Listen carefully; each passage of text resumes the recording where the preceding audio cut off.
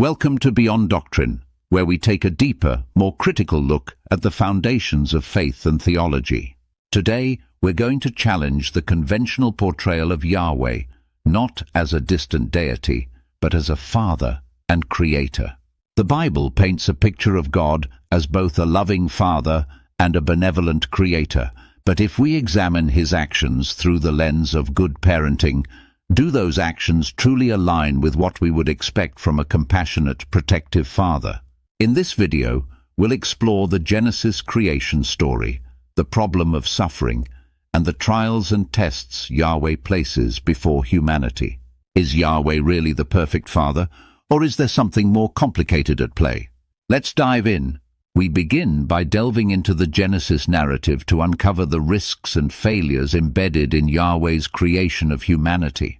From there, we analyze the recurring theme of suffering and survival, critiquing the biblical depiction of a world built on death and struggle. Subsequently, we examine the concept of trials and tests, highlighting instances where Yahweh's actions resemble those of a negligent or abusive parent rather than a nurturing one. Additionally, we will discuss contradictions in Yahweh's character, including inconsistent displays of compassion, favoritism, and neglect. Finally, we address how these shortcomings culminate in a portrayal of God that falls short of basic human expectations of good parenting. Through this critique, we will address pressing questions. What does the Bible reveal about God's treatment of His creation? Why did He subject humanity to suffering and trials? Why does His design appear to depend on the consumption of life for survival? These reflections aim to offer a comprehensive critique of Yahweh's portrayal as a loving Father, while inviting you to re-evaluate the biblical narrative itself. The Genesis account, a flawed beginning, a risky experiment. Genesis 1:2 portrays Yahweh as a creator who fashions humanity in His image. Genesis chapter 1, 26-27. This implies an intimate relationship between creator and creation. Yet from the outset, Yahweh introduces elements that suggest negligence rather than care. The forbidden tree, Genesis 2:16-17. Yahweh places the tree of the knowledge of good and evil in the Garden of Eden and commands Adam and Eve not to eat from it. However, He does not provide them with the knowledge or tools to resist temptation. A good parent would not leave harmful objects within reach of their children without sufficient safeguards. The serpent's deception, Genesis chapter 3, 1-5. Yahweh allows the serpent, a cunning and deceitful being, to roam freely and tempt His children. This lack of protection leads directly to humanity's fall. By human parenting standards, this would be considered gross negligence. The punishment for disobedience. When Adam and Eve eat the forbidden fruit, Yahweh's response is disproportionate and harsh. Genesis chapter 3, 16-19. Eve is cursed with pain in childbirth and subjugation to her husband. Adam is condemned to toil and labor for survival. Both are expelled from Eden, severing their direct connection with God. A good father disciplines with the intent to teach and restore, not to alienate and burden. Yahweh's punishment reflects authoritarian control rather than paternal care. The flawed design of Eden sets the stage for humanity's ongoing struggles. By creating a system where failure was not only possible but inevitable, Yahweh effectively positioned Himself as an aloof observer rather than an engaged and loving parent. The problem of suffering and survival. A world built on death. The biblical narrative presents a world where survival depends on death, even before humanity's fall. Genesis chapter 29-30 depicts an initial vegetarian ideal, but the post-flood permission to eat meat, Genesis 9:3, reveals a harsh reality. Life consumes life.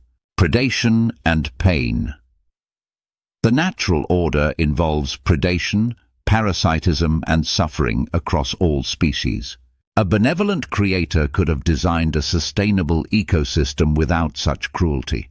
A good father ensures the safety and well-being of his children. Yahweh's creation reflects indifference to suffering, human labor and struggle. Adam's curse in Genesis chapter 3, 17-19 condemns humanity to a life of toil for survival.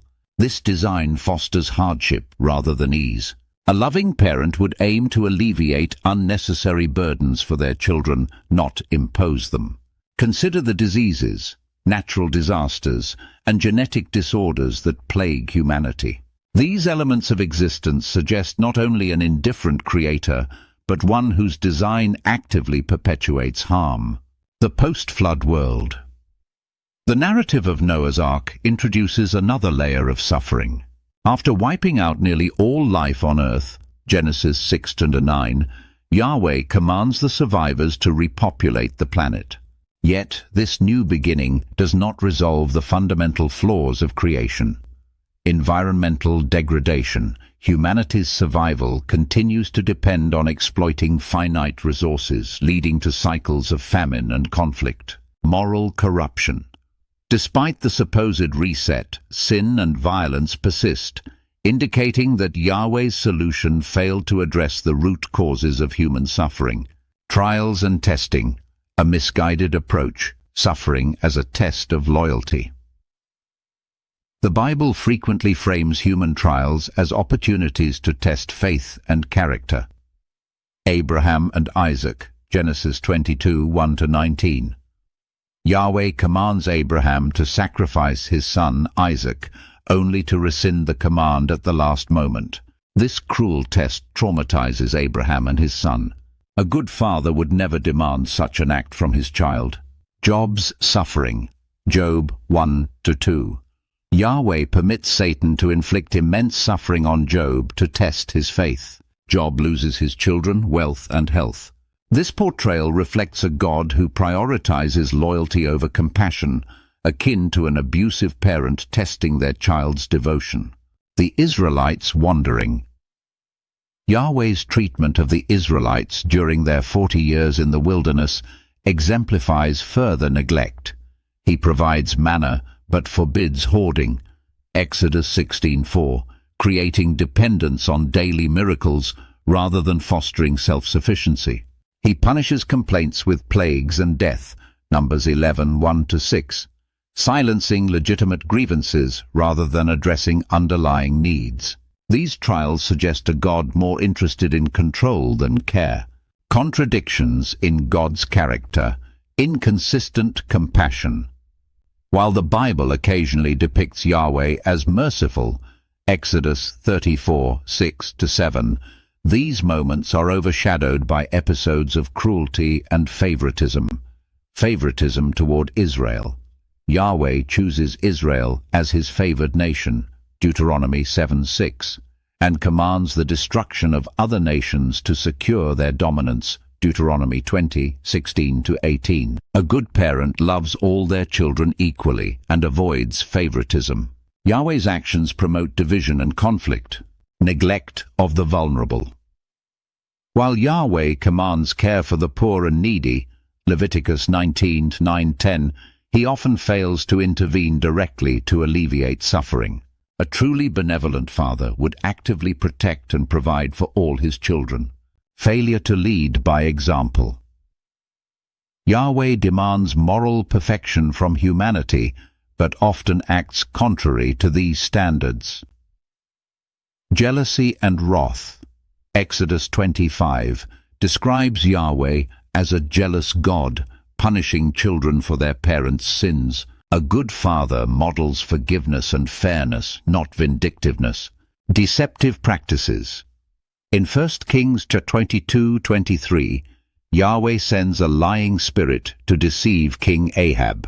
This contradicts his commandment against bearing false witness.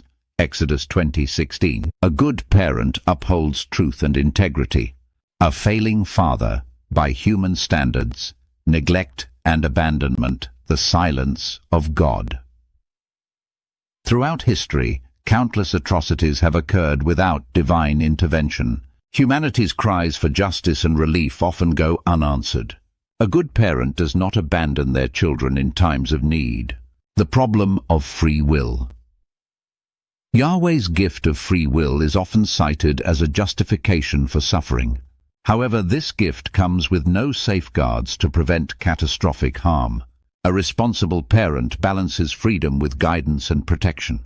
Unrealistic expectations.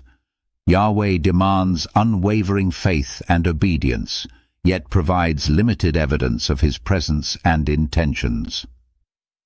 The hidden God. Many struggle to believe in a God who remains unseen and whose actions are often inscrutable. A good father communicates clearly and consistently with his children. Conclusion: a God who falls short. As we've seen today, when we measure Yahweh's actions against human standards of good parenting, his role as a compassionate father comes into question. The creation of a flawed world, the suffering that follows, and the harshness of divine tests all challenge the notion of a benevolent God. Whether you're a believer or a skeptic, these reflections call for a deeper examination of the nature of divinity. I invite you to consider these questions further. What does it mean to be a loving father? And does Yahweh fulfill that role as depicted in the Bible?